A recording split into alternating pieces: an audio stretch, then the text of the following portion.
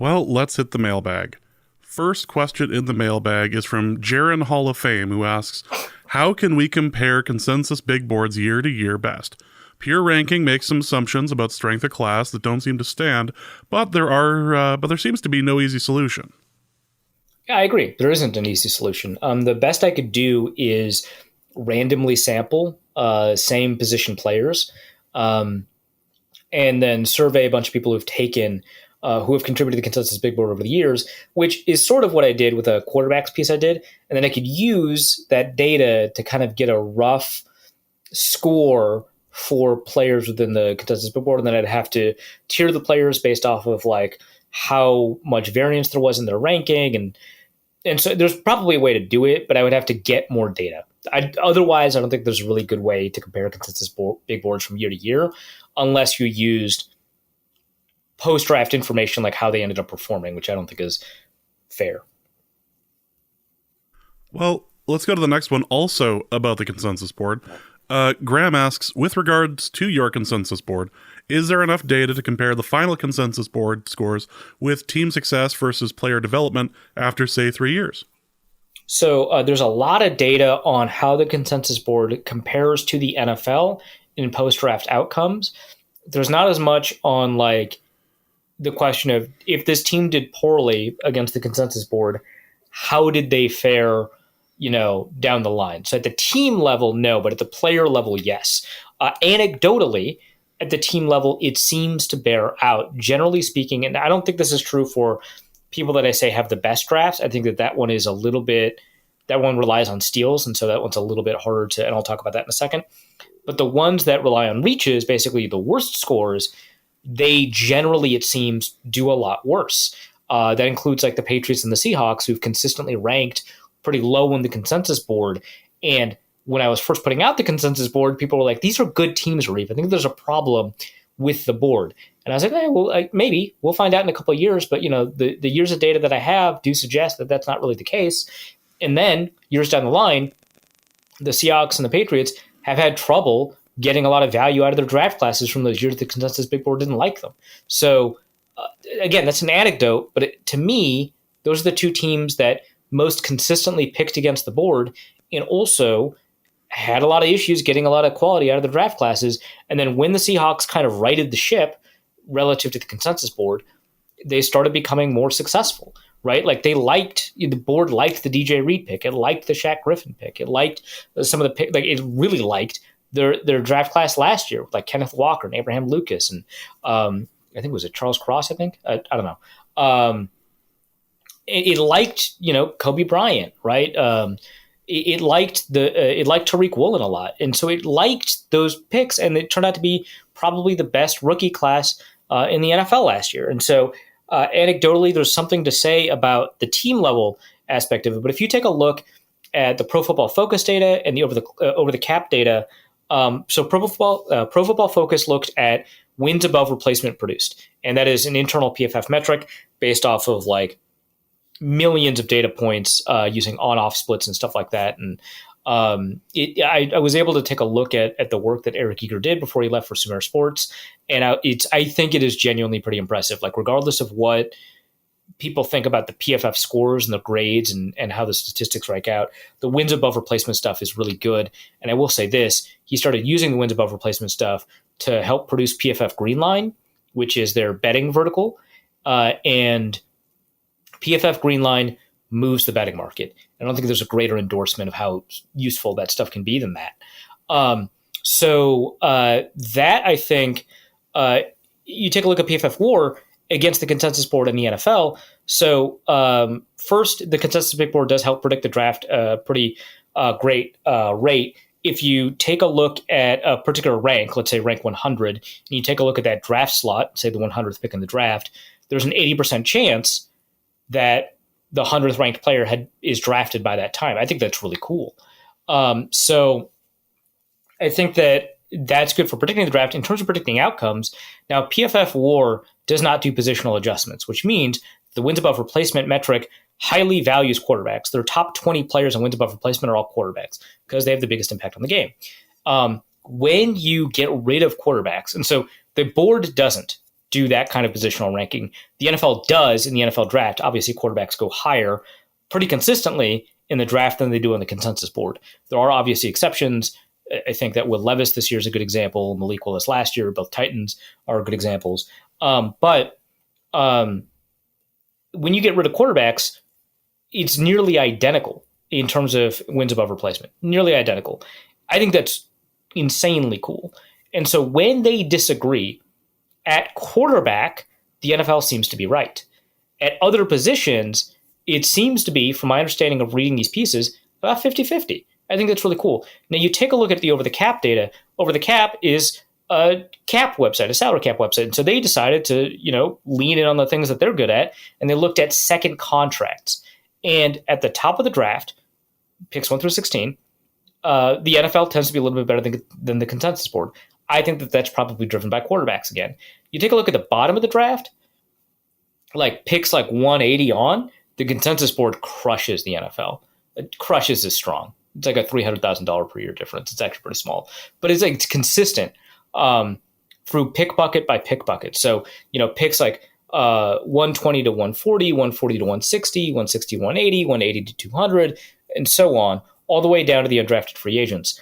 And in each of those buckets, the consensus board was closer to the second contract, the projected second contract, than the NFL draft was.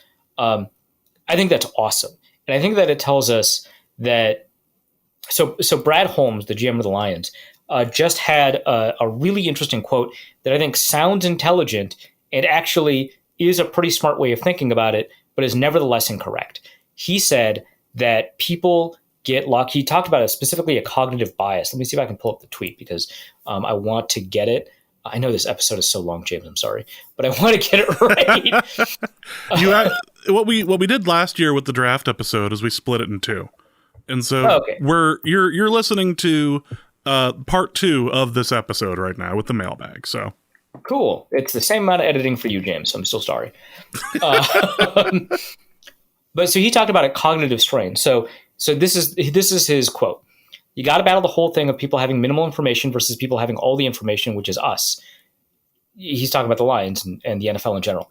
It's tough for the fans because all they have to go off of is the information that they see, the people putting together these mock drafts the last 2 or 3 months. Well, we've been grinding it for the past 9 months, which I think that's also unfair. I'll talk about that in a second. Whenever you put a cognitive strain on a project, i.e. mock drafts or forecasts of where a player is going to be picked, when the desired result isn't what you wanted, your brain's not going to like it. That's a true thing, by the way. When you put in a lot of effort into something like a forecast and that's not the result, you're not going to like it. That's just true. If it matches up and you get a dopamine rush, it's great. But if not, now you're kind of mad. And then what compounds that is now you got to get a grade while your brain still doesn't like it. The person who doesn't have much information and put in less time of work is disappointed because the person who has all the information and put in most of the time of the work. Eventually, the season will kick off, and that's why we acquire players that we acquire, because we're trying to win games. And as that time comes around, the critics or whoever it is, I think they'll be happy with what they see in the field this year. Great. Cool. So let's talk about that for a second. We have evidence that when seasoned bettors in a group make bets, they're pretty good, right? That's the whole point. When you give them access to only the first 40% of information or something like that. I don't know the specific numbers. I'll link that in the show notes as well. They are accurate. When you give them more information, they do not become any more accurate. In fact, some of them got worse and some of them got better, but on average, they did not get any more or less accurate. Now, this isn't a one-to-one. We can't compare this one-to-one because the type of information the NFL has categorically is different. So it's not like a randomly sampled lack of information. It is a highly specific type of information that's important. Character, intelligence, how they interact on and off the field, which is character and it's a little bit intelligence, but more, can they be locker room leaders, which to me is not a character question in the same way. That's information that is really important, and we don't really generally have access to it. Now, I think he's being unfair in a couple of ways. The first is that a lot of the people that I gather consensus big board data from are doing the work for the past 9 months, not the last 2 or 3 months, but the past 9 months, right? I think they put in a ton of work. I'm not going to say they do more work than a scout or anything like that, because I don't know, but it wouldn't shock me if they did. And I think it's really rude to take a look at this whole. I have a lot of interaction with them, so I've got like a better understanding. But take a look at this whole field of draft analysis and think that like just because a beat reporter who's been covering the NFL puts out a big board after 3 months of looking at the college stuff, doesn't have all the information, that it's not the same as somebody like Kyle Krabs at the Draft Network, or Mel Kiper at ESPN, or Dan Brugler at The Athletic, or our guys over at Pro Football Network, like Cam Muller and Ollie Hodgkinson and Ian Cummings especially. They've been doing all of that work from the beginning. And I know this especially for a fact at PFN because I put out a consensus big board every couple of months, and I would ask them, hey, why does PFN disagree with the consensus big board here? And I immediately got answers that were really contextual to all of these random players. Like, hey, you don't have this guy that I have ranked 150th. You don't have him anywhere on the board. Why is that? Oh, immediately, just on a phone call without having to look anything up. Oh, well, that guy got benched, this week doing this, right? He got benched after this play. And he hasn't come back, and so he's not on our board anymore because we don't see him as draftable. This guy suffered this specific injury. Immediately, they'd have the recall of information for, like, the Hawaii linebacker. Like, that's incredible. And so I think it's, like, a really big misunderstanding, and maybe that's why the NFL doesn't want to use this kind of data. They misunderstand the way that this is all acquired. So that's one thing. The other thing is, that all sounds nice. That sounds smart. That sounds correct. I think it is smart. I think it's wrong because the data suggests that, aside from, falls, where like if a player falls, that is an instance of the NFL almost certainly having genuine information that is relevant that the outside people don't have. When you have a reach, it is not the same. It is unlikely that player is going to exceed their draft slot when it's a significant reach. And that is what the Lions are defending right now, is their extraordinary reaches. If it was like, hey, you let this player fall, I think I would be more open to that conversation. But the evidence suggests so far that that's not really the case. Now, individually, all of these things can change, right? The Lions could be right about Jahmyr Gibbs. They could be right about Jack Campbell. But I think that this argument is kind of incorrect. So long term, and this helps answer the next question we have in the mailbag too. Long term, I think that the evidence tells us that the consensus big board is a really good anchoring mechanism for where a player should generally be valued. Although when you pivot off of that based off of your own information, I think you're in a good spot. But it anchors you, I think, pretty well. Well, you mentioned the next question. If we go with the next question here, you can go with Ingram's Left Foot, who asks, for the Consensus Revolution Corner, to do a bit of self-scouting, where do you think the shortcomings are of the big board? Yeah, a lot of that has to do with like information that we don't have access to, like cognitive testing, like psychological testing, like character, like leadership, stuff like that. Now, more and more of that is getting out. I don't love the way Bob McGinn does his reporting, but it is not as if it's disingenuine reporting. There's a lot of players that he isolates as players that, are character concerns or work ethic concerns or leadership concerns that do end up falling in the draft. It's almost predictable. And the consensus board does not do a great job of incorporating some of that information that's not been made public. So that is an issue. I think also just in terms of like doing stuff like projecting wins above replacement or contract values, like I mentioned, it falls short because it doesn't give enough priority to quarterbacks. Some people call it groupthink. It's actually kind of the opposite of groupthink. Like I understand there's a group and it has a thought, so you think it's groupthink, but that's not really what groupthink is. It's a psychological term. I shouldn't have to explain this. It's a psychological term for when a group of people are subconsciously or superconsciously, right, motivated to all come to the same conclusion. And that's what this is. This is an average of a number of diverse conclusions. So it's really the opposite of groupthink. And it is a survey of a bunch of different varied opinions. Now, there's more statistical work I can do. I never have the time to do it every year that can incorporate something like variance into giving us bands of information about what a player can do and can't do, and allows us to say, hey, maybe this guy wasn't a steal, maybe this guy wasn't a reach because he's a high variance player. And it turns out, the guys at the top end or the bottom end were more closely aligned with the NFL. And so maybe I could do that in the long run, but I'm not using the variance information to its full potential right now. So that's something to kind of keep in mind.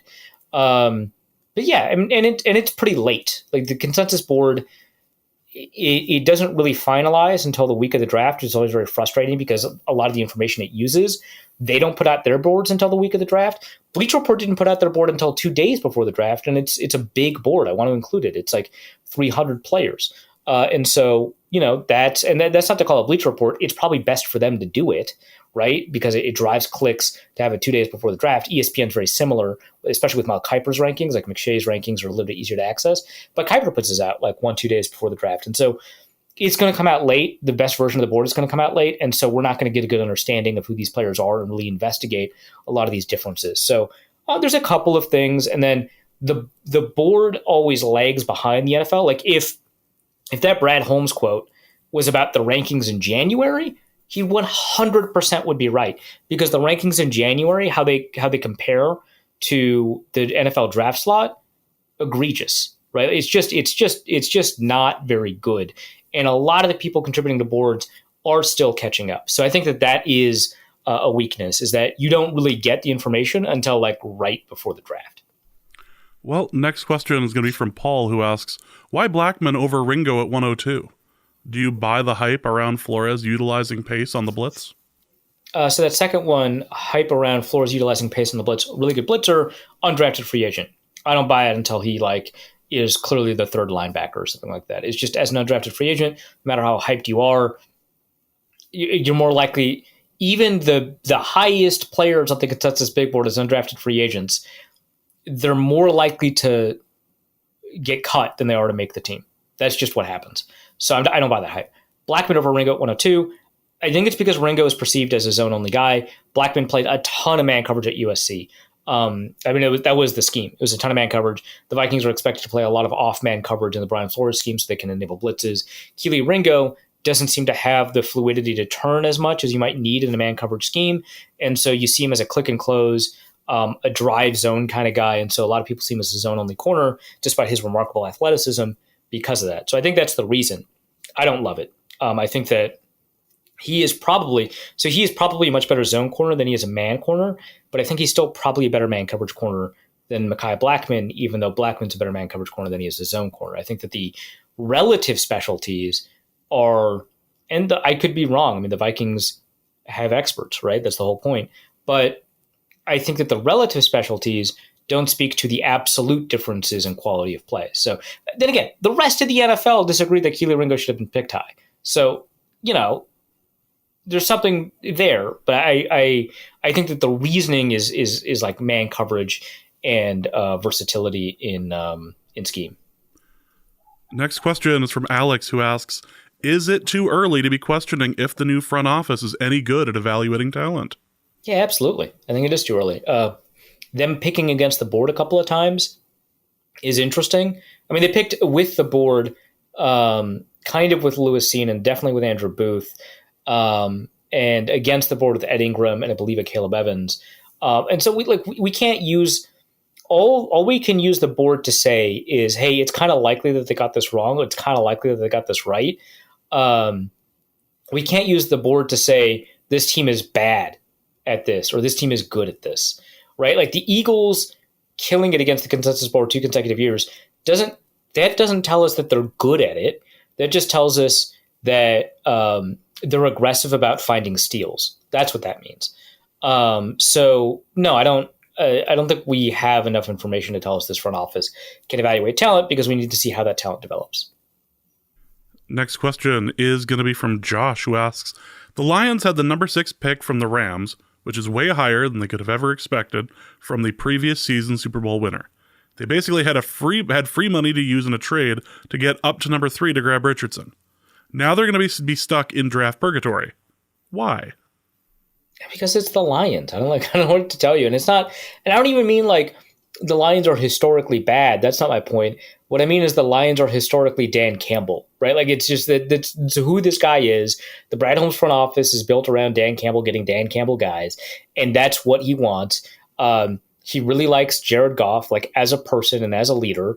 And so he doesn't like, he's like, yeah, I've got a good enough quarterback and we're just going to build a team around him. We're going to win in the line of scrimmage. So that's my perception. I don't know for sure, but like, I think that's part of it. Like, I think that if they were going to choose between Jahmyr Gibbs and Anthony Richardson at 6, maybe they would have thought about it and maybe grabbed Richardson. But I think that for the most part, the reason that they don't do things like trade up with, like you said, basically free money, is because they're not using the draft to grab value.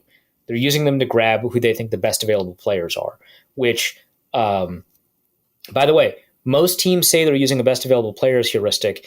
And if that's the case, then it's meaningless. Like we just saw all the 5th round options that get declined. It was about half the first round, right? Just real quick, a lot of people think best available player means that you're picking a player that is substantially less likely to bust than a player in a position of need. And that is what that like dichotomy is: best available player versus position of need.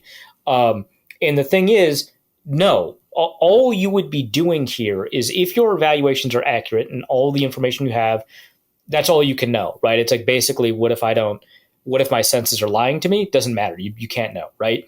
Same thing. You can only assume that your information is accurate. If it is, grabbing the best available player gives you a small percentage likelihood that that guy is not a bust versus the next player.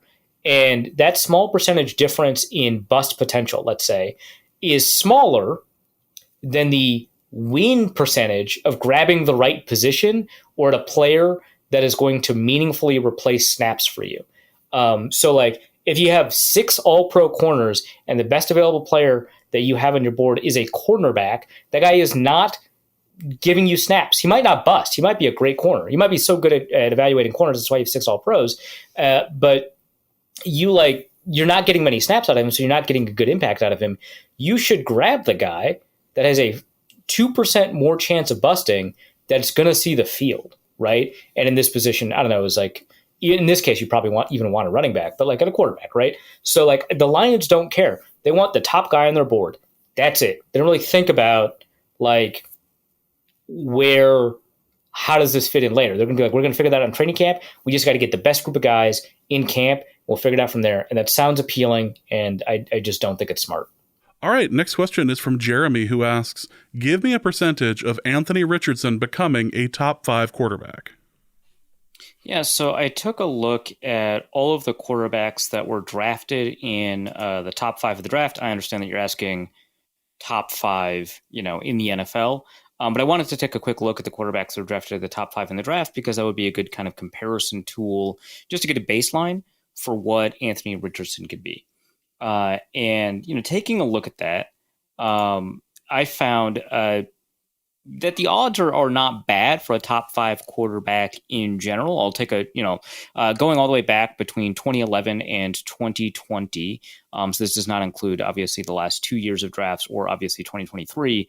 I identified 5 quarterbacks that I had considered as players that hit top 5 status at some point. And it's a pretty loose definition. There are some pretty interesting exclusions, which we can talk about too. But those quarterbacks in some order, and this order is actually approximate value generated per year. So it's actually not a great list and maybe a good indictment of approximate value. But the order is Kyler Murray, Joe Burrow, Cam Newton, Andrew Luck, Jared Goff, Baker Mayfield, Carson Wentz, Tua Tagovailoa, Jameis Winston, Blake Bortles, Marcus Mariota, Mitchell Trubisky, Sam Darnold, and Robert Griffin III.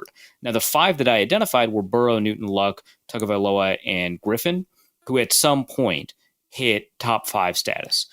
Griffin, his rookie year, Tagovailoa, just this most recent year. So I think his third year. I didn't include Jared Goff or Carson Wentz. You might want to include them. I think for Goff, he hit top 5 in terms of production. He actually has, 3 Pro Bowl honors in his name. He started 100 games. That's the second most of this group. But, I think that the understanding of Goff was that while he was producing at that level, a lot of people thought him as basically like a joystick for Sean McVay, that he wasn't calling his own offense. And so, I excluded him for that reason. Carson Wentz, I excluded him for an obvious reason, but also his 2017 was remarkably unsustainable in a way that I wouldn't have considered Robert Griffin III's, play in 2012 as unsustainable. And the reason for that is because I think Griffin's problems were not the fact that he was kind of a one-read-ish quarterback or anything like that. That relied a lot on rushing production. I mean, he was those two things, but rather that the reason he derailed is because of injury. Maybe that's not the case. Maybe it is. As opposed to Carson Wentz, who injury issues were a huge problem, but he kind of regressed to who he was as a quarterback generally. You can move these things here or there, but generally speaking, we could say there's about a 1 in 3 chance that a quarterback drafted in the top 5 at some point hits top 5 status in the NFL. That is a fairly loose definition. Out of all of these guys, I think only 2 of them you could say were like legit, quote unquote, top 5 guys, Burrow and Luck, and then maybe Newton, right? He's kind of like, he's great in 2014, fantastic in 2015, pretty good, 2011. So maybe you could include him. So you could say that maybe it's smaller. It's about a 1 in 5 chance, maybe.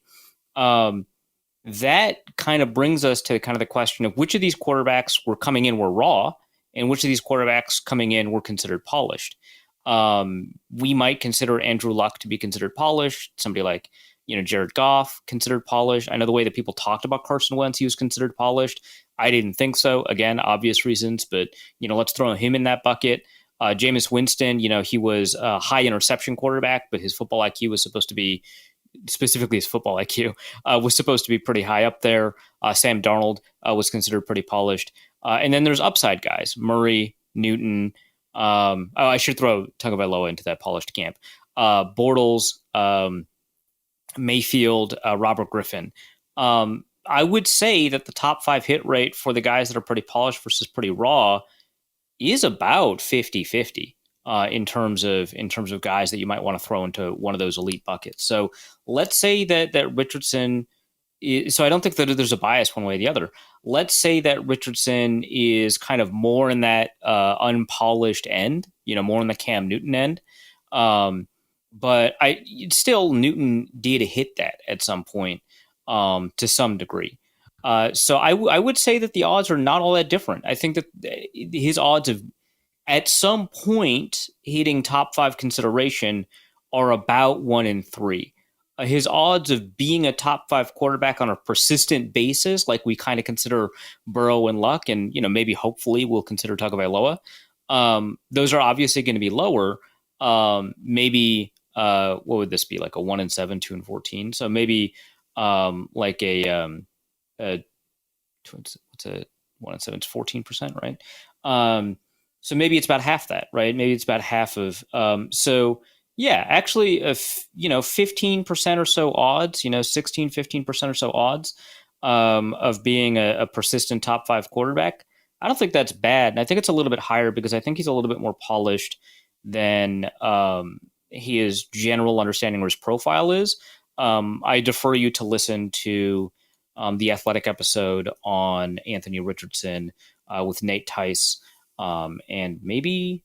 Was it Dane Brugler? It was Nate Tice talked a lot about quarterbacks, and one where he talked about Anthony Richardson and the areas of his game that he considered surprisingly polished. So I'm gonna actually ratchet up those odds from being more than 1 in 6 to being something along the lines of 1 in 3. I think that's a pretty reasonable estimate for him. And I don't know, it's going to be fun to watch because seeing kind of the best tested athlete at quarterback position of all time, getting drafted in the top 5 and getting a legitimate chance. Like unlike somebody like Logan Thomas or Tyree Jackson, who were both really remarkable athletes, but not, drafted high enough to be considered, potential at that spot. It'll be fun to see kind of how that goes. Next question is going to be from Lavar Bolsharif, who asks, do you think this Kirk extension talk is just talk, or do you think Kwesi is serious about a realistic deal? Okay, of all the Bolsharif names, that one's like really good. I just want to put that out there. That's really good. Like you just have to think about it for like maybe a quarter of a second, not even half a second, and you get it. I think that's pretty good. The actual question, the Kirk extension talk, I think Kwesi is serious when he says that there's a number that they could come at or structure that they could agree to that they would, right? That it's there, it's on the table, that they're willing to have those discussions. I don't think that the Kirk Cousins camp wants to meet that, and I think the Kirk Cousins camp is correct, right? Because I think that we don't know the details of the offer, but like the wonderful thing about covering Kirk Cousins is that there's not a lot of ambiguity about what he wants in a contract. He wants fully guaranteed contracts. That's it. So the structure of these contracts kind of don't matter when it comes to speculating about what he offered or didn't offer. Ben Gessling over at Access Vikings reported in a podcast that the Cousins camp offered something like a $40 million a year deal. We know that is genuinely a $40 million a year deal because of what Kirk generally wants in a contract. And so my understanding is that is a pretty reasonable contract for him on an open market in today's cap environment. And I don't think the Vikings want to meet that. So, yeah, I think that there's a number that they would be willing to meet him at. I don't think that the Cousins camp is going to. So in a sense, there is something serious about the extension talk, but I don't think that there is any likelihood of a deal being struck. And of course, by the end of the year, all of that could change. But I think as we're sitting here on May 3rd, when we're recording this podcast episode, no, I don't think so. All right, 3, 2, 1. Let's go to Euleron, who asks, is there anything Jaren Hall can do between now and the beginning of the 2023 season to dissuade the Vikings from extending Kirk? Not really. This is like, it feels like a second round pick maybe, but yeah, it's possible, right? I mean, like we've seen, mid to late round quarterbacks play well enough to earn kind of a developmental tag. It very much seems, for example, that the way that, Desmond Ridder, who, maybe it's not fair to call him a late round quarterback, but the way that Desmond Ridder and Sam Howell apparently conducted themselves in, training camp and in practices, dissuaded those teams from being aggressive about selecting a quarterback. They both opted out of the Lamar Jackson race, which who knows, what the reasoning behind that is. But, they were not aggressive about finding a quarterback in the draft. They essentially telegraphed that they were not going to get a quarterback in the draft. They followed through on that. So it's possible. We've seen mid-late round rookies play as well enough that people wanted to put some faith in them. People like a Gardner Minshew, right? And also like Jalen Hurts when he was drafted in the second round. And again, that's a second round pick. He had done enough in a very limited showing when Carson Wentz was injured that, the Eagles were going to be all in. So it's possible, right? He could immediately, hold command of the locker room, even as a backup quarterback. He could demonstrate kind of the higher end of his upside in training camp and in the preseason. He could consistently take second team reps in camp.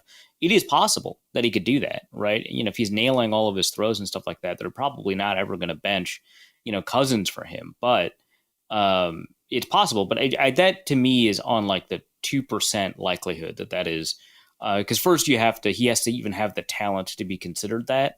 And the second has to be that, in the limited opportunities for his talent to showcase itself, he has done enough to say, hey, we're not going to entertain extending Cousins. We're going to go in on Jaren Hall. Now, it's more likely to me that they're not going to extend Kirk Cousins at all, but it's not because of anything that Jaren Hall does. It's going to just be because that the draft class of quarterback is appealing, and Cousins is over 35, and I think those are all going to play bigger roles. But I don't think Jaren Hall is going to play himself into serious consideration for the starting role.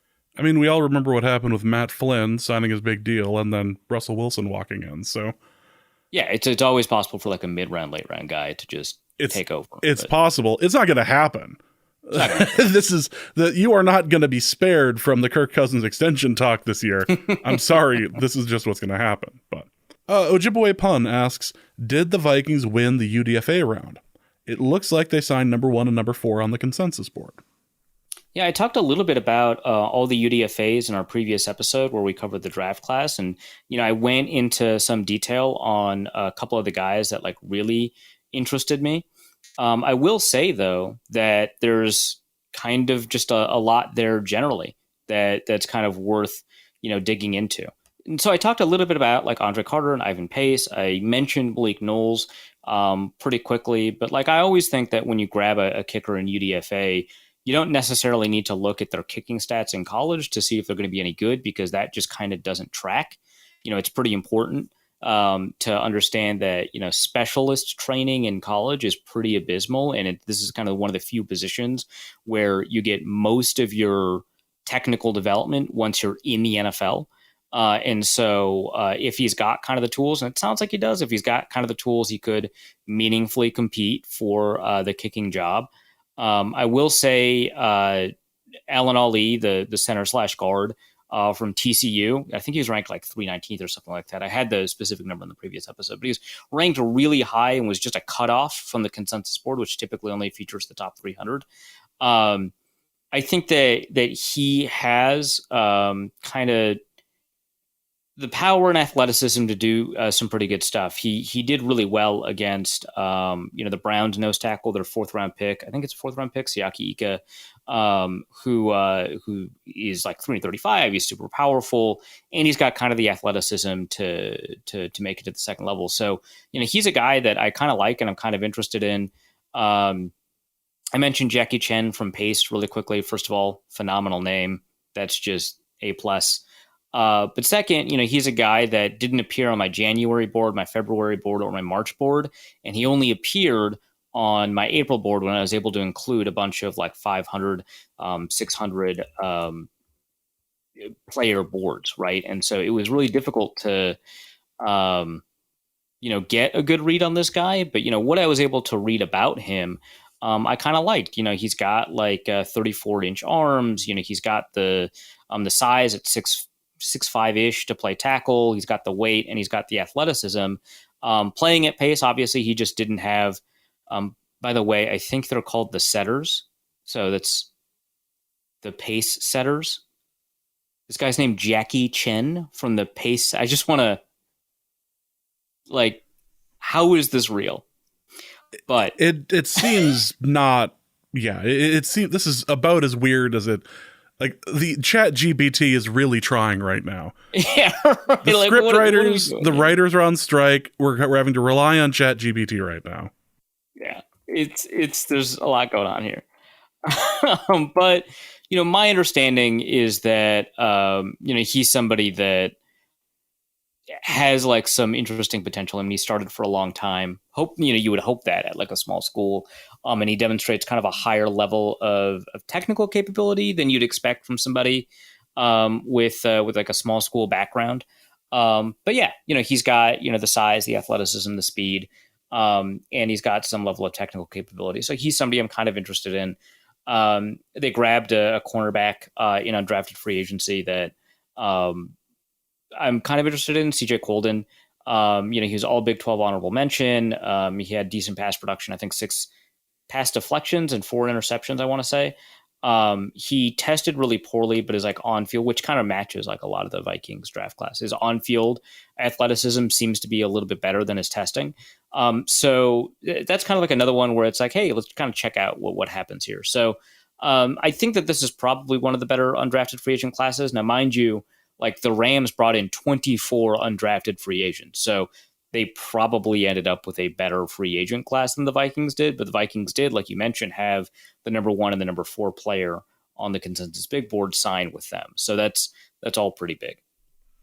It matters for those who truly believe in the power of the consensus board that makes you so proud. Yeah, it's I don't know if I would quite use that specific language, but I believe we've crossed the Rubicon when it comes to talking about the consensus big board and the specific wording that we use. But yeah. Yes, that is what we are.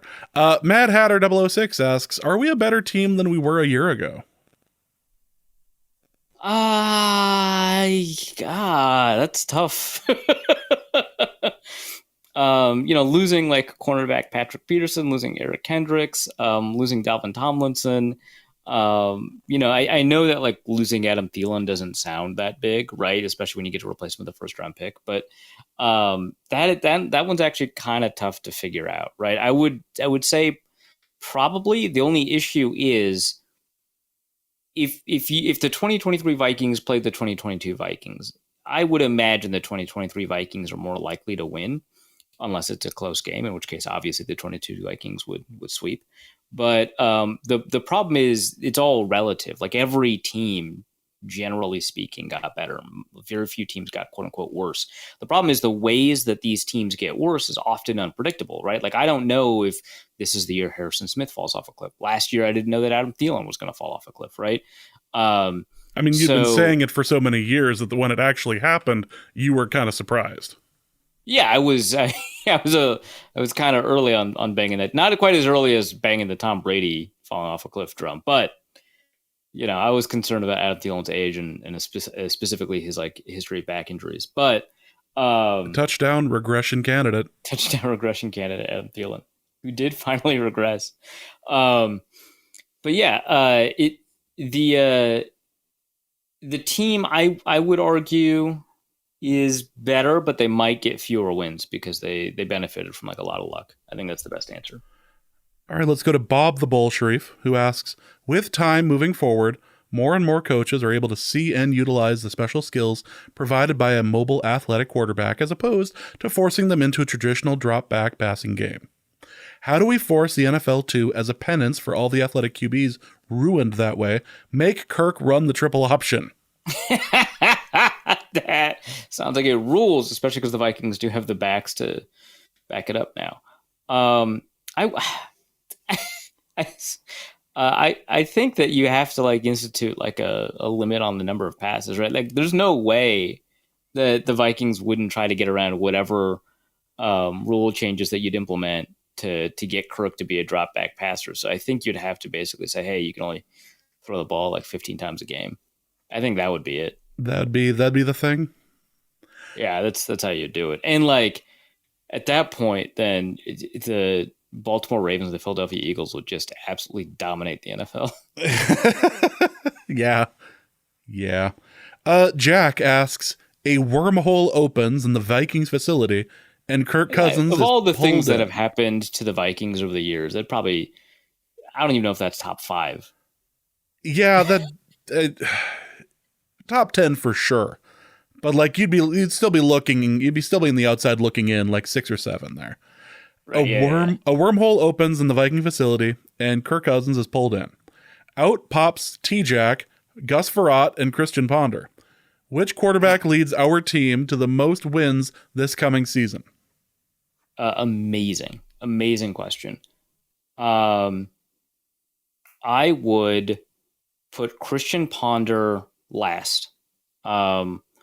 He'd probably get more of like I don't know if Justin Fields treatment is the best way to put it, but he'd be able to use his legs more, I think, in the modern NFL. And so maybe a Daniel Jones treatment is closer, right? Because he did run the ball, but not as often as like Justin Fields did. So maybe that's closer. But yeah, I don't know that, like, because he could literally only throw short, like a high percentage passer, very short passing game, probably more athletic than anything else. So I'd probably put him in last. I think Gus Frerotte probably read the field the best out of all 3 of these guys, and he probably panicked the least under pressure. He's definitely above Christian Ponder.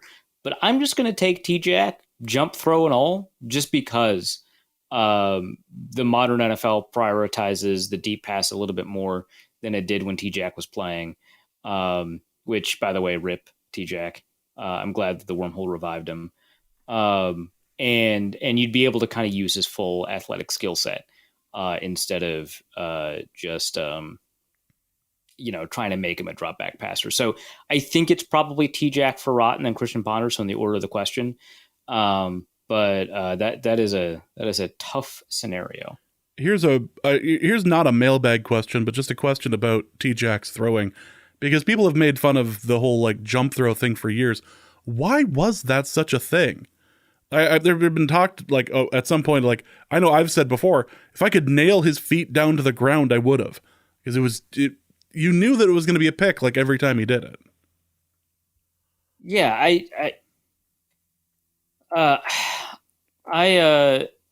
think that it's just when you ingrain habits in, you can't really break them.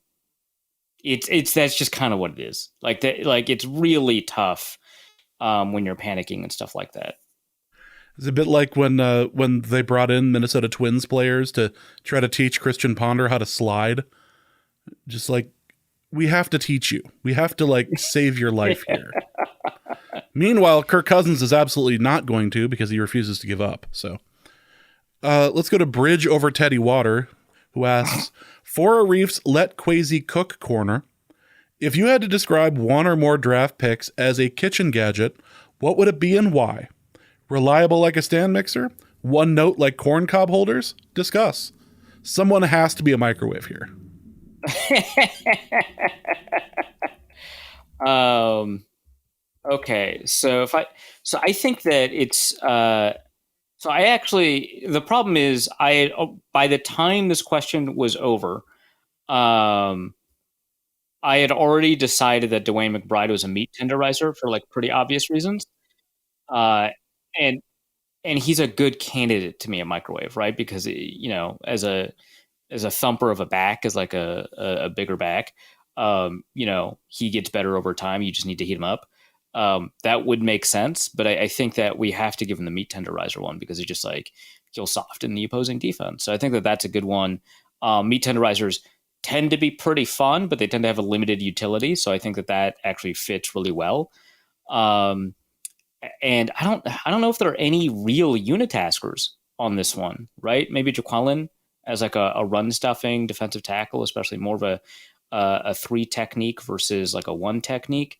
Like he's probably not going to be a one technique, so he's probably a three technique run stuffer, and that is just kind of an awkward position to be. I don't know about corn cob holder because like that is just like not a useful thing, and in fact, it's actually probably not even a unitasker because it's more useful as not a corn cob holder, as just a thing that like allows you to prop stuff up in the kitchen, which is kind of nice to have, either to have like an impromptu steamer or to have something raised above liquid so you can help braise it at the right depth or something like that. I mean, there's like a couple of uses for corn cob holders that are not for literally holding corn.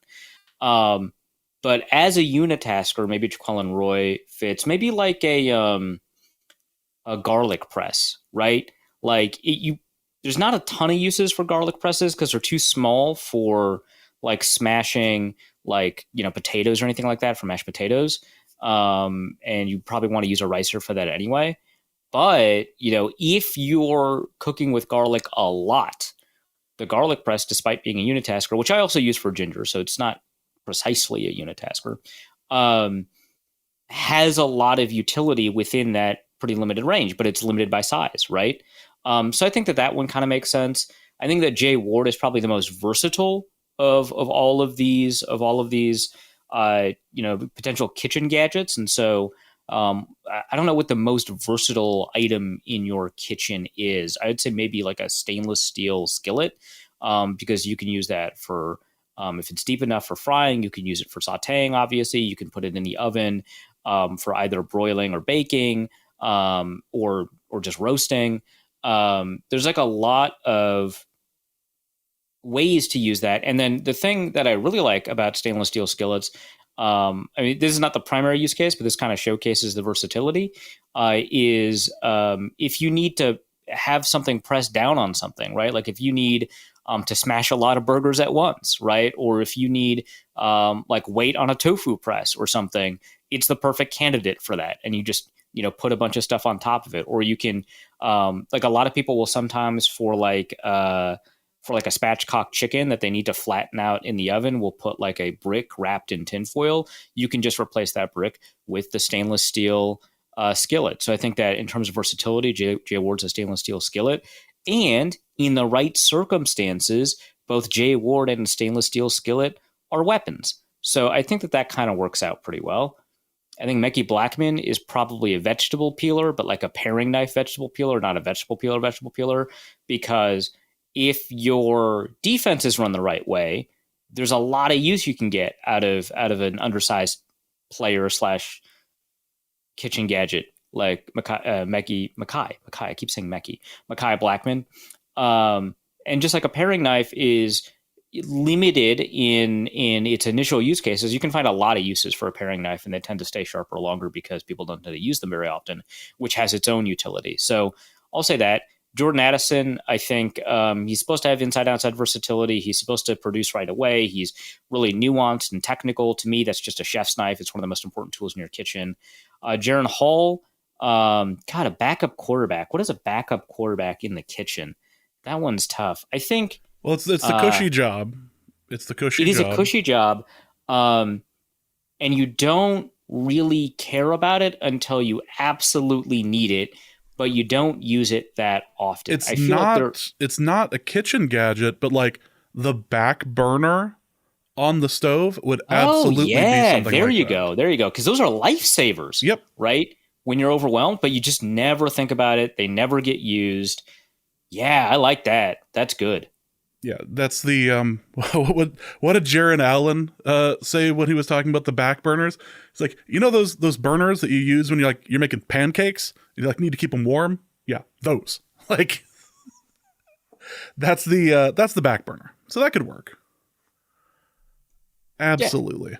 Yeah. Let's go to a question from Dusty, who writes in Beyond the Grave and says, with Mother's Day approaching, I keep hearing different ads on MLB.am and the Twins radio broadcast for different jewelers. Which Minneapolis area jeweler is the best for all of the mothers in my life, particularly James's? Oh,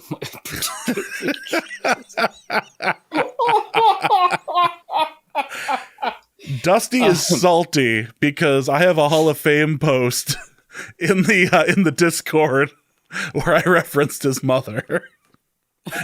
He is still a little salty. Dusty is somebody who occasionally appears on K-Fan, who have an agreement with a Twin Cities local area jeweler, and who might at some point do an ad read, potentially, for a radio station and its affiliated jewelry. I'm going to pass on this one, but I may have an answer for you in 1 to 2 years. I hope that you, in the interim, that you treat James's mother well. That's all anybody can really ask for at this point. Luke Bentz asks, where does Ben DiNucci's playoff loss in the XFL this weekend rank with the most heartbreaking sports moments of all time? Now, it's worth mentioning at this point that it was announced that Ben DiNucci has been invited to Broncos camp this year. Yeah, he's going to outcompete Russell Wilson.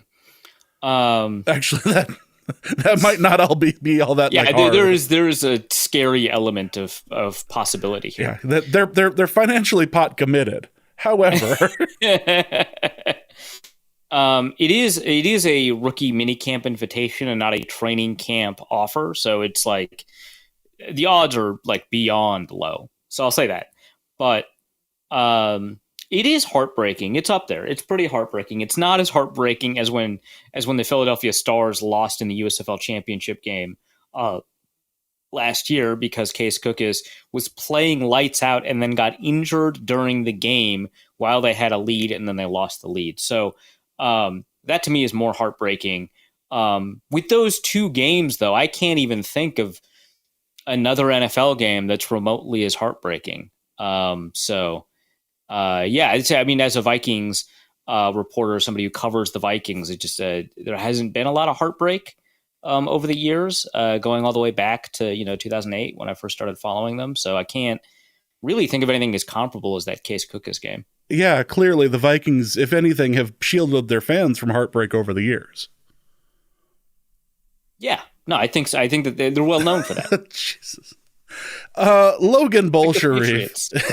The Vikings and the Patriots. Yes, that. Did you hit your head? Is that what's going on here? Like, Logan Bolsharif asks, for a Reeves conspiratorial corner, if Aaron Rodgers' 9/11 truther position gets him run out of New York and he comes to Minnesota, what Minnesota-based conspiracy would he need to hold that would cause us to turn on him? It would have to be like a Prince-related one, right? Like, I don't know what the Prince conspiracies are out there. I shudder to imagine them. But I would think so. I'm trying to think of like local, because there's like urban legends, right? But I'm trying to think of like local conspiracies to Minnesota or Minneapolis. It isn't necessarily a conspiracy, but if he went out and declared that the 5'8 Club was better than Matt's, he'd have a riot. Yeah, I mean, that's like a controversy, right? Like that's just like, it's like part of the rivalry culture that emerges inside a local culture. So, that's one thing. Also, Blue Door and the Nook, clear. They're both better. Sorry. There's not. No. I've had Blue Door. I haven't had the Nook, admittedly. I've had Blue Door. I've had Matt's. It's Matt's, and it's not even close. That's ridiculous. So I would say probably something along the lines of like Prince didn't write his own music or something. Like that would be one where like Minnesotans would just get would go out of control and turn against him. Also from Logan Bolsharif, in 2021, the Vikings were disastrous as they blew leads in the 2-minute drill. In 2022, the Vikings caused numerous high blood pressure related diseases as they had nail-biting finishes. Based upon free agency and the draft, what can we expect from the 2023 Vikings? How do the first two sentences set up the third sentence? They're going to cause numerous high blood pressure related diseases. I don't know how, but that's who they are. That's what they'll do. Is it like, the 2016 Vikings where it was all built on like defensive comebacks and defensive scoring? Is it like last year when it was all close games? Is Greg Joseph going to turn into this like monstrously good kicker until it matters? I don't know. That's who they are, but it's going to be high blood pressure related diseases. That's clearly going to be what happens. It's the upward trend. Yeah. Room Bolsharif asks, the Bolsharif thing, by the way, for those who aren't familiar, is relating to the revolution that has occurred, is occurring, will never occur on the Discord. And yeah. Revolution sounds so noble. It's like mutiny, I think, is maybe. Well, I suppose you're not really wrong. People asked what my role in the revolution was, and I declared that I was the Rasputin of the group, so people just kind of accepted it and moved on, stopped trying to kill me.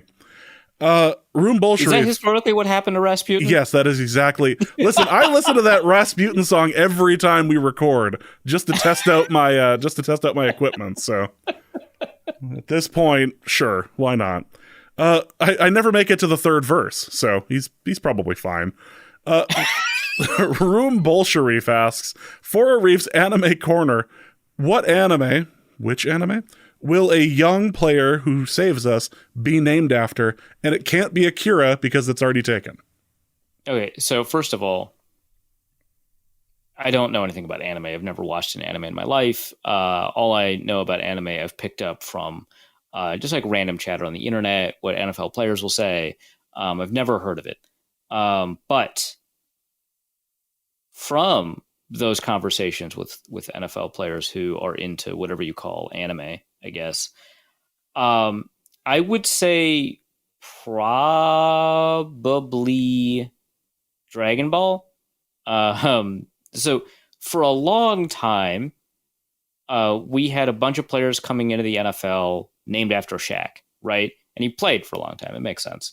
He was dominant. He was like culturally relevant. Right now, we're getting a couple of players named Kobe or D Kobe into the NFL. That all makes sense. Soon, we're probably gonna get a Goku at some point. I think that's on the table. Hopefully, that before a Naruto. That one doesn't really lend itself as much, I think, to naming your kid. I think Goku's a little bit easier, especially if it's like a nickname that they just kind of adopt as their name. So yeah, I think that's probably it. I think we're about that time, right? Because players are starting to get born after 2000, right? And so a good chunk of players entering the NFL are born after 2000 now. So I think that we're like pretty close to that. Not quite there, but pretty close to that. Well, you have a lot of information for somebody who doesn't involve yourself in, manga or anime. So it's just saying older players have talked about Dragon Ball. Okay. That's all I'm saying. All right.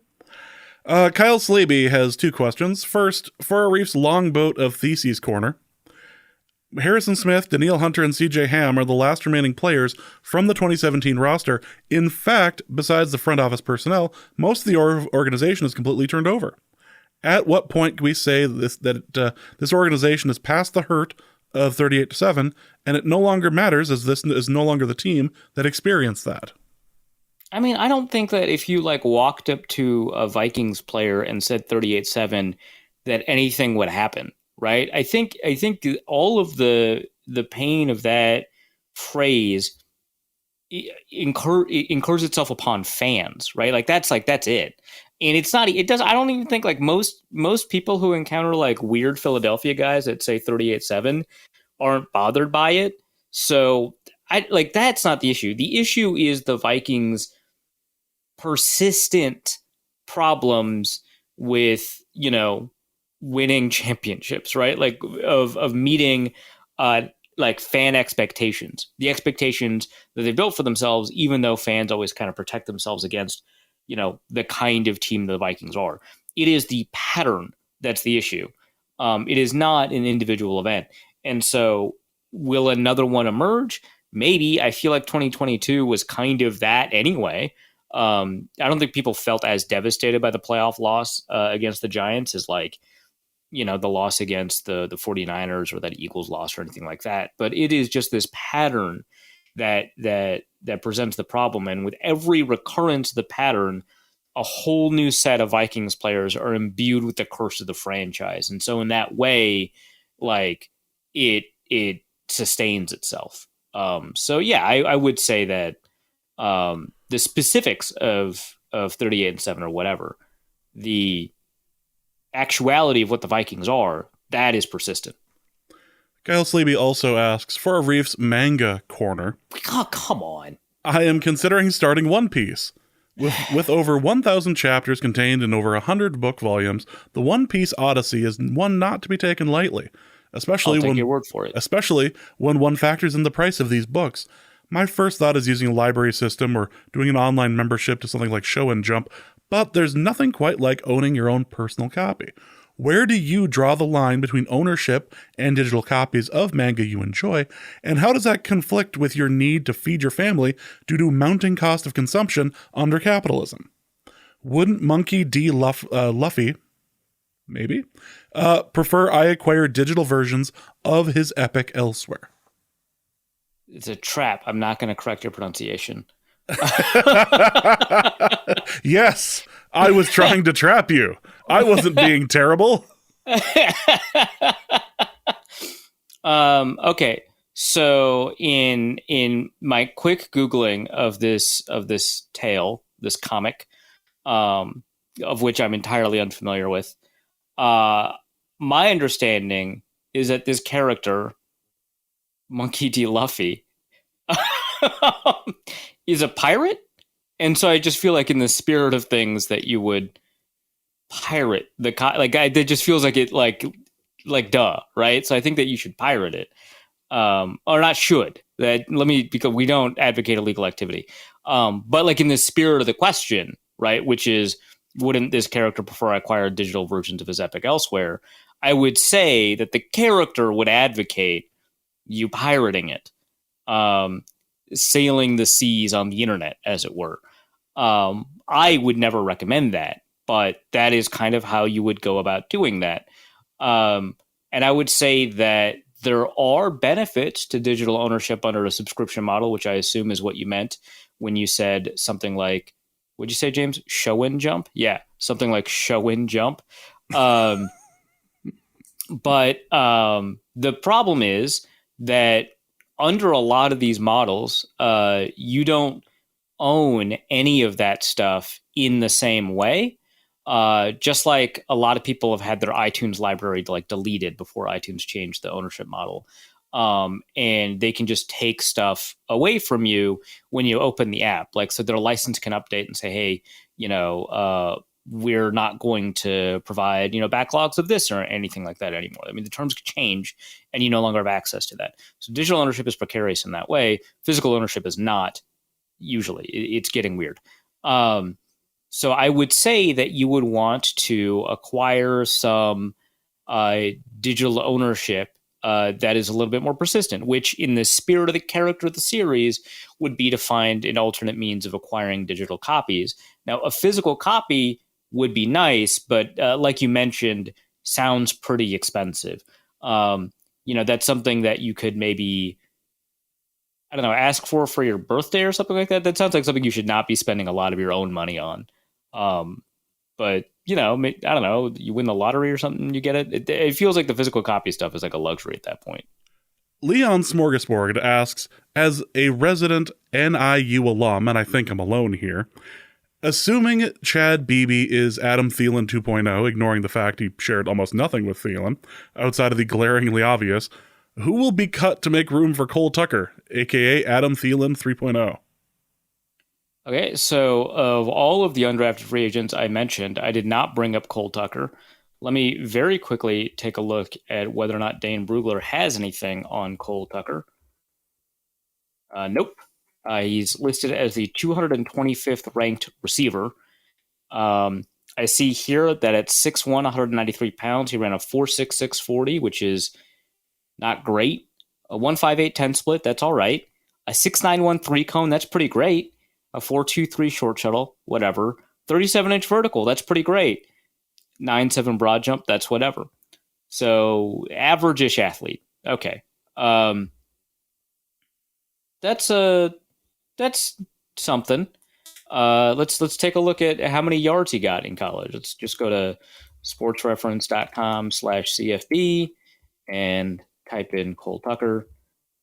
There's no way he outproduced Chad Beebe, right? Probably not. Okay, let's see. So a 5-year player in the MAC. That's rough. 632 receiving yards in his final year, 4 touchdowns. Just a real quick, let's compare that to Chad Beebe, who was injured all the time in college, in fairness. So actually, pretty decent chance he outproduced him now that I think about it. Oh, and they missed each other by 1 year too. So he did outproduce Chad Beebe, but not on a per game basis, which that follows. I'm going to say the chances of this are less than 1%. Sorry.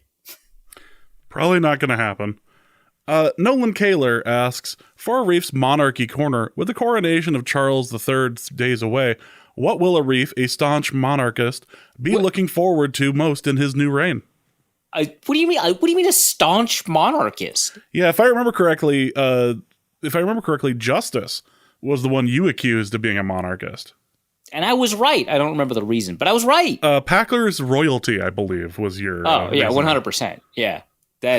So I'm not a monarchist. If this is related to be related takes, once again, my argument is that we can't impose human created governance systems on top of other animals and then presuppose that is analogous at all to how their governance system works, if you could even call it a governance system. And so a queen bee is not a queen in the monarchical sense. So I am not a monarchist. And in fact, I'm deconstructing the notion of monarchy in one of the animals that we hold dear on the podcast. I don't even know how to finish that. It kind of trailed off, but there was a point there somewhere. Yeah, but I'm not a monarchist. Nolan Kaler also asks, for North Code, in a recent episode, Arif claims to love poutine, but in correspondence with this reporter, he cited one poutine restaurant that he went to, incidentally, one of the largest poutine chains in the country. My question is this: are mainstream opinions like these jeopardizing Arif's brand of, quote, hot takes? And are the Milk Toast endorsements like these worth my hard-earned 4.70, a Canadian 350? Okay, first of all, I mentioned that one of the poutineries I went to, Smokes, was fantastic. By the way, I highly recommend Smokes. It's fantastic, right? But I also mentioned that you can get poutine anywhere, all the time. Anytime you open up a delivery app, which there's they have DoorDash, but they also have, I don't know, something the dish. I hate it. But you just open something up and it's McDonald's has a poutine. Popeyes has a poutine. Don't recommend that, by the way. Gross. A bunch of sushi restaurants have poutine. Think about that. The sushi restaurants have poutine. They have to go out of their way to get fries, right? At least Popeyes and McDonald's, they already make fries. It's and Popeyes already makes gravy, right? It's not that much for them to just make a poutine out of it. The sushi restaurant has to get cheese curds, start making gravy, make fries, and then they put fish in it or something. I don't know. I mean, I do know I ordered it. Also, don't recommend that, although tasted better than I expected. But any restaurant, why does it matter that I went to a chain poutineery Also, I had a food truck poutine outside of like a army surplus store, I guess. Um, like that, like I forget the name of it, but it was good and it was local, and I like Googled it, and it had like one restaurant location, so there was a local one that I had. It was also good. Um, but I feel like it is kind of weird to be like, hey, Reef only talked about one poutine when it's every place has it. Like just you'll trip over poutine walking around Canada, in my experience.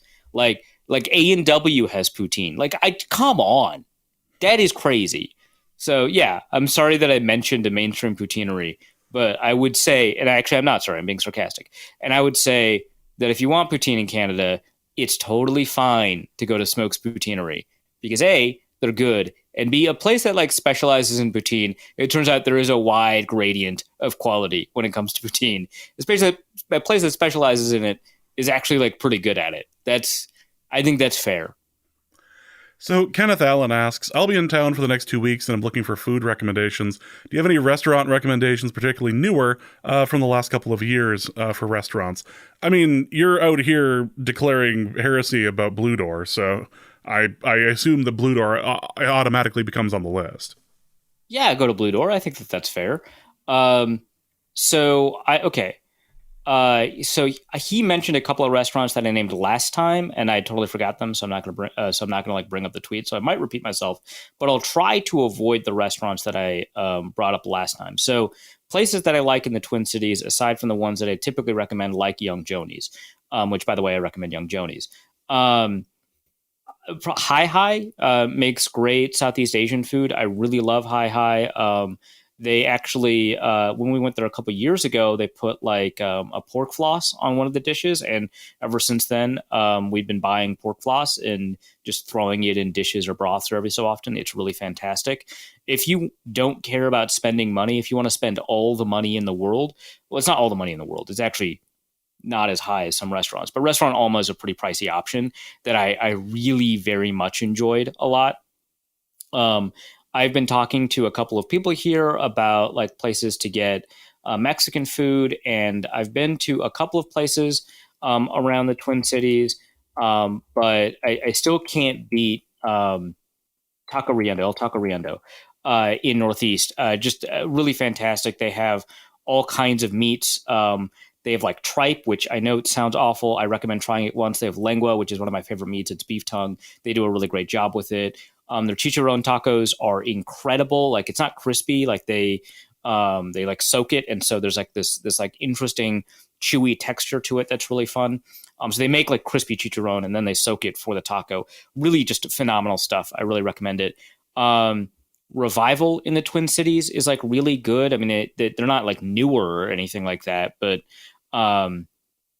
they're like they have both a barbecue place or a smoked meat place, I should say, and like a southern place, and they're really famous for their fried chicken at their southern place. I think that it's really good. I would say that feel free to try any of the menu options because I think that people tend to overrate the fried chicken, which I don't want to say it's bad. It's very good, but I think that people overfocus on that versus some of the other menu options. And then the smoked meat that they have at the smoked meat restaurant is really, really astounding. So yeah, I guess those places. I don't know if I mentioned Al's Breakfast last time, but back when I wrote a Super Bowl article, I mentioned Al's Breakfast among the series of diners that they had. That's a cash only place, by the way.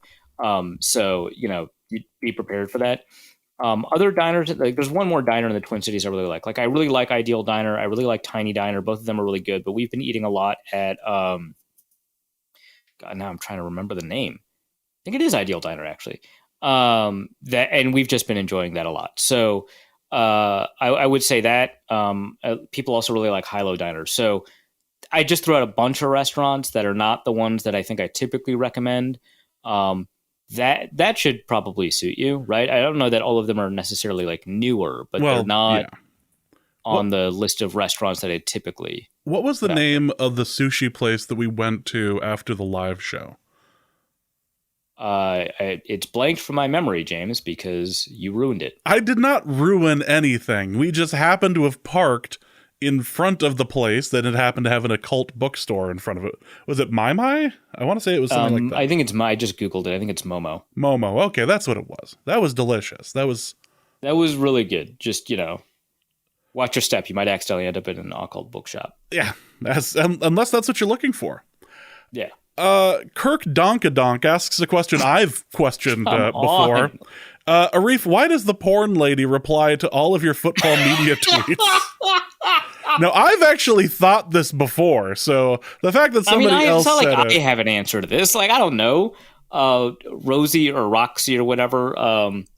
She's used both names. I mean, the problem is, so this account gets like deleted and a different version of the account pops up and then replies to a bunch of tweets. I don't know, hardest working reply sex worker in the industry, I guess, which I can't imagine is a really large market. Once I replied to the porn lady and I was like, does this work? Like, does this work for you? And she didn't reply back, which either means that it is completely automated, which is what I suspect, or also a really high possibility that account got deleted, because they always get deleted because they're spamming. So, it's because of a bot that is running it that is presumably profitable. That's why. It does seem to reply a lot more to football tweets than other tweets. Like, I follow a lot of non-football people, and she appears a lot less often in those replies, so I don't know what that is. Maybe it is a bot that is aimed at a demographic, like, 18 to 24-year-old or 18 to 34-year-old, however they define the demographic in Twitter ads, 18 to 34-year-old males, in which case, like, football reporters seem like a pretty good target to reply to, but I don't have an answer. That's just, I have also noticed that. Kirk Donkadonk also asks a question that's going to lead to a slow burn here, so let's not jump ahead of the of anything. For the pellet grill users, our lesser human corners. Mm-hmm. For the pellet grill users, our lesser humans corner. Why you sound so disappointed, James? We'll get to this in a moment. I received a gift card to put towards a new smoker for my birthday. What are some solid but reasonably priced options? Big Kamado and Big Green Egg are a bit out of my price range. Also, we have a Weber kettle. Looking for something easier to add heat/chips to. Okay, so like we're looking for like mid-range budget smokers, and we can't do a green egg because that has become, they used to actually not be that expensive, but like everyone like swore by them, and so that like they slowly but surely ended up becoming a bit of a problem, bit of a thing. I mean, you can find smokers that are like they look like the bank vault. Like that sort of thing? Yeah, I mean, that's a pretty classic style. And those ones you do a lot of hot smoking in, but sometimes there's two-stage versions of that look like a bank vault where there's another chamber, so you could do cold smoking in them.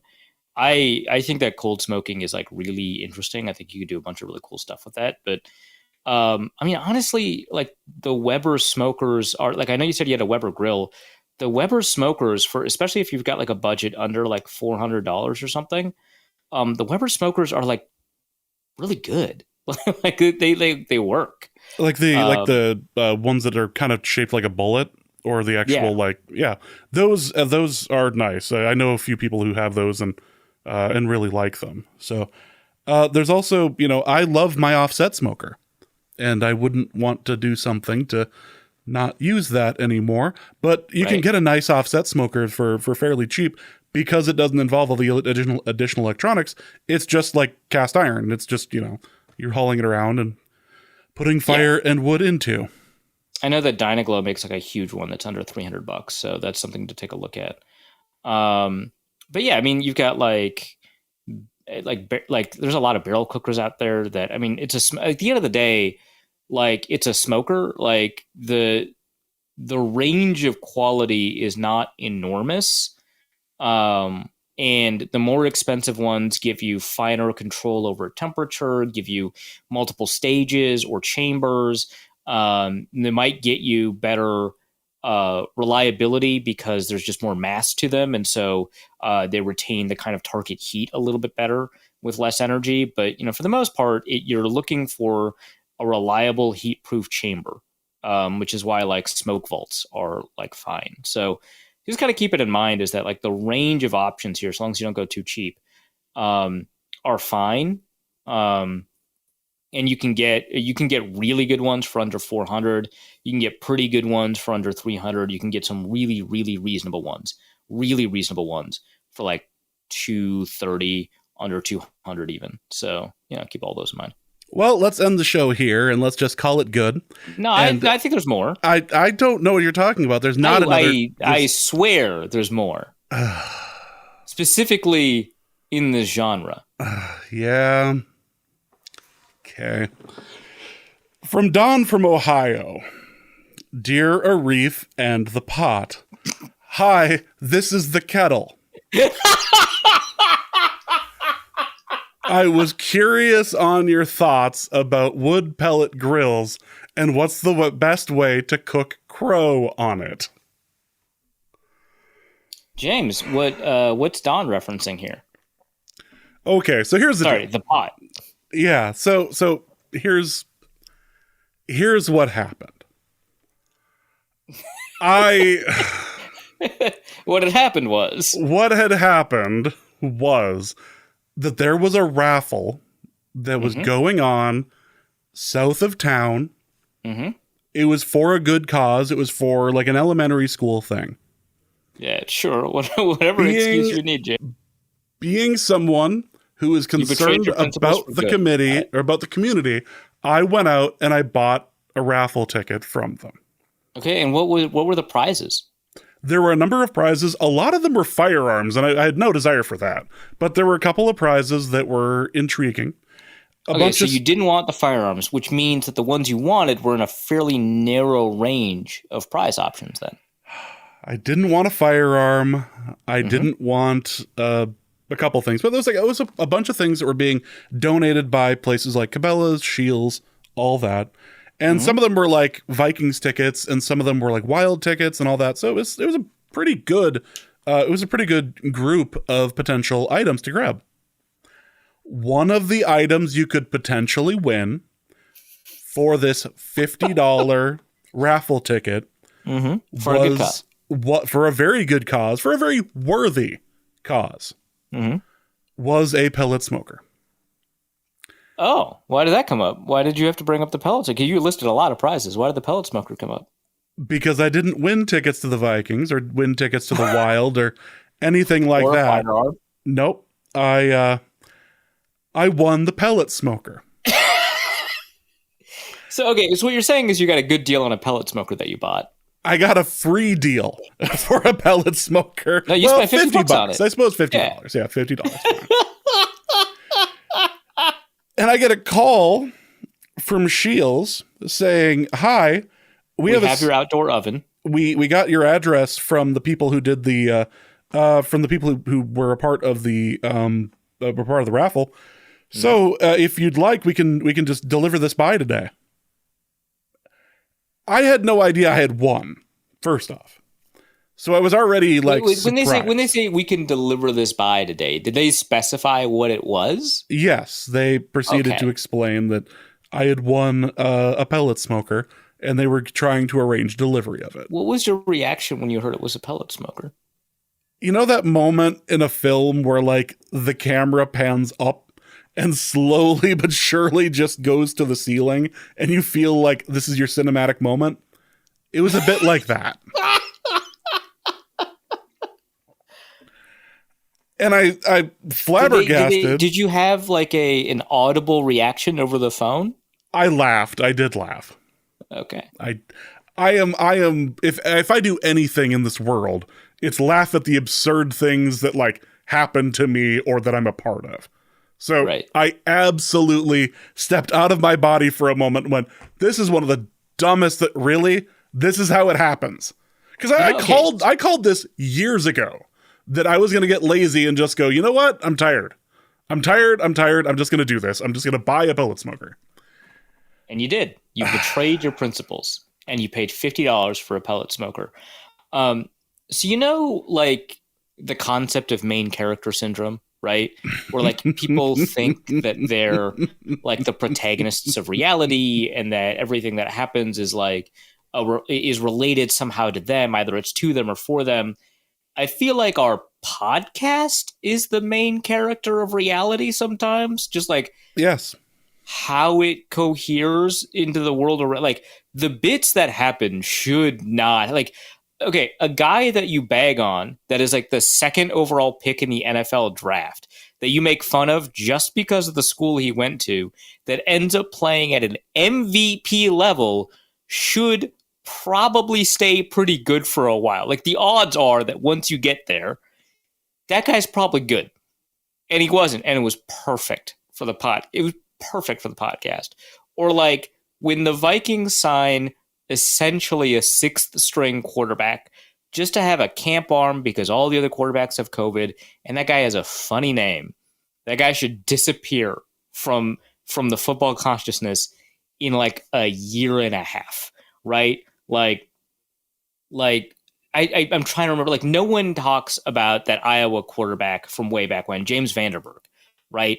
Third string quarterback for the Vikings, not even maybe the third best Iowa quarterback the Vikings have ever rostered, right? Like no one talks about him ever because they shouldn't. He's probably selling insurance somewhere, and that's fine. I hope he's happy. But like that's what should have happened to Case Cookus.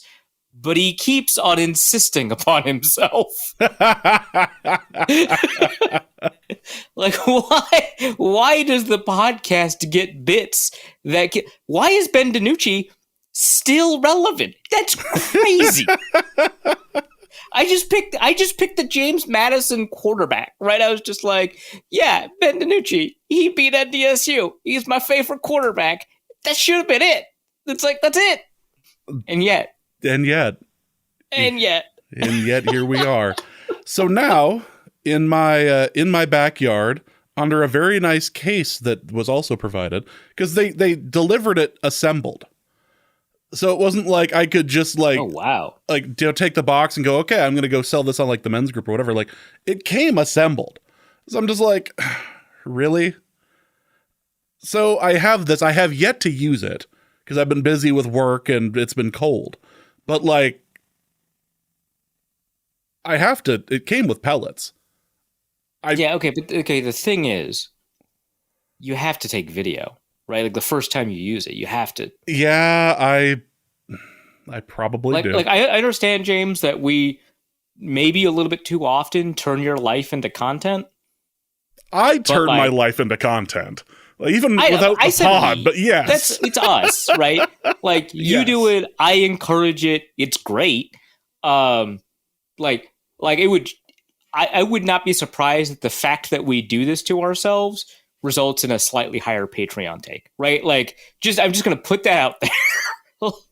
we have incredibly dumb lives, and I posted content people pay for. I posted on the Discord when it happened, and people lost their minds. I was like, I don't know how to explain what just happened, but here's a picture of what just got delivered to me. Also, I'm never entering a raffle again. And people were like, oh my God, James, really? It's amazing, right? So with that in mind, with the monetization of our personal lives in mind, you got to take video the first time you use this thing. This is going to end up being a Patreon exclusive, like a YouTube video. Honestly, maybe I should drive up there. I mean, if you come up, I'll make something fantastic.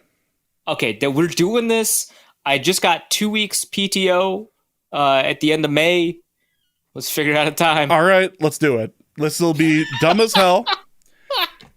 I mean, if you don't have to do the hotel thing, my son has a race car bed. If you want to jump in a race car bed for a night, I'm just saying. What, you're gonna kick your son out? Well, no, he doesn't sleep here every night. I'm just saying that he has a race car bed. We could put a. No, I was gonna use the joke from the movie, and I don't like that guy, so I'm not gonna do it. But still, like, there's a race car bed in the area. This is so stupid. Is it gonna? Because remember, I'm 6'10". Is it gonna fit me? I mean, I have slept in the race car bed before. Perfect. Also, man, your life's going great, huh? Well, no, at that particular moment in my life, it wasn't. I needed to sleep somewhere in the house that didn't involve yelling at me, and it turned out there was a race car bed that I could just crash on. Oh, you were actually the Millhouse meme. For a moment, yes. I wasn't going to go sleep in a race car bed. Exactly. I sleep in a racing car. Do you? I sleep in a big bed with my wife. Listen, yeah, that's the long and short of it. I hit the parachute button twice during arguments in a relationship that was failing fast, and I just happened to have slept in a race car bed twice as a result. All right. Perfect. My son did ask me one day, because I had said that I had slept in it once, and he went, "When did you sleep in?" I was like, "You were not here." You All right, perfect. This is gold, Jerry. Gold. All right, so we've got the pellet grill. We'll do something fun with this on Patreon. Sign up over at patreon.com/Norse Code. Be one of the cool kids over there laughing at this ridiculousness. So that is going to be it for this episode. We don't know how to cook crow on it yet, but we'll figure it out. Yeah, we'll figure it out. Arif, let's plug some stuff. Yeah, so well, actually, before I plug anything, just like a quick personal note now that the draft is over. So people who are very familiar with me know that the last year of my life has been incredibly eventful and extremely stressful as a result of it, because not all of the events that were making it eventful were phenomenal or fantastic things. James can attest to it that like the last year of my life has been very intense in a way that like the previous decade of my life has not been. Yeah, some of us were trying to convince you that there is a way out of this. Yeah, but I couldn't for a lot of reasons that relate to my inability to get out of jams and also just like the relative importance of some personal relationships, which were on the line. Let's be clear. Just to put things in context, I went to Dusty's bachelor party in Vegas, A, because I love Dusty, but B, to potentially save my life. Like, that's a thing that happened. It was the first time. It was the first time all three of us had been in the same place since like we all lived in Grand Forks, and also it helped prevent a swatting. Yeah, so like a lot of things have been happening in my life. So with all of that in mind, the last week and a half of my personal life have been more intense and more difficult than anything over the past year. It has just been a really ridiculously difficult week and a half for me interpersonally. And so because of that, I really look forward to stuff like this podcast. I look forward to talking to James, who's a very good friend of mine, obviously.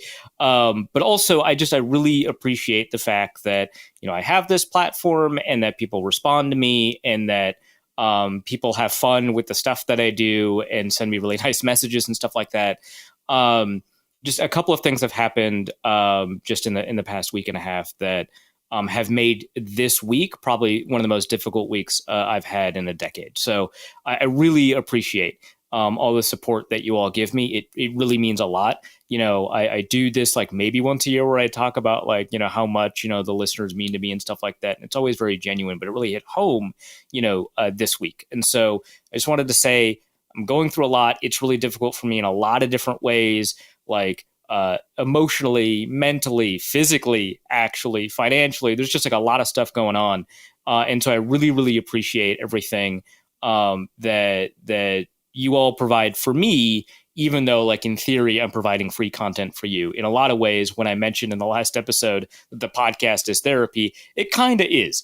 And so I really appreciate that you're all essentially unpaid therapists, in many ways reverse paid therapists. So you keep that up, by the way. So thank you so much for that. I really appreciate it. Now to plug some stuff over at Pro Football Network. Obviously, I've got my grades from the Consensus Big Board. Always a really fun conversation. I talked about that in the last episode. So you can find that over at profootballnetwork.com/author/Ahison. There's a piece on the future of the AFC South because I thought they had a really interesting draft, all four of those teams. I ranked all the NFL division all the NFL divisions. We updated the quarterback power rankings there, and I just wrote a bunch of pieces. There's going to be an NFC North preview, and so I've got previews of the Lions and the Bears already written. That's going to be up pretty soon. Obviously, the Vikings and the Packers are next. But that's, more an informational piece. I also just wrote about like late round rookies that I really liked. And so that might be able to make an immediate impact. So that's all over up at Pro Football Network. And yeah. All right. So again, that's going to be it for this episode. Hope you guys have enjoyed it. I will be releasing a new Patreon episode, probably Sunday or Monday of the coming week. So enjoy that. Patreon.com/Norse Code. And apparently we're cooking. So enjoy that. But for Arif, my name is James. Thank you guys so much for listening. And please remember, case cookus. We're going right to that. Case cookus. And we'll be back sometime soon. Norse Code is the largest and only division of Norse Code LLC. You can find Norse Code on the Daily Norseman, SB Nation's Vikings blog at dailynorseman.com. You can also find it on iTunes, Apple Podcast, Spotify, Stitcher, Google Play, and wherever fine podcasts are aggregated. Our Vikings blogger extraordinaire and generally useful human is Arif Hassan of Pro Football Network, and he can be found at Arif Hassan NFL. I am your producer and host, and my name is James Pagashnik. You can find me at the show's official Twitter feed at NorseCodeDN or my personal account at Big Mono. If you'd like to donate a few bucks to the show, you can do so in a few different ways. You can go to patreon.com/NorseCode and donate there. For $3.50 a month, you get bonus material and more. You can also go to paypal.me/NorseCode for a one-time donation, or you can go to norsecode.threadless.com and pick up some Norse Code merchandise. Any questions or comments that cannot fit in a tweet can be sent to norsecodepodcast@gmail.com. On behalf of the Norse Code staff, thank you so much for listening. Our formula is this. All things are possible through the power of Ben DiNucci.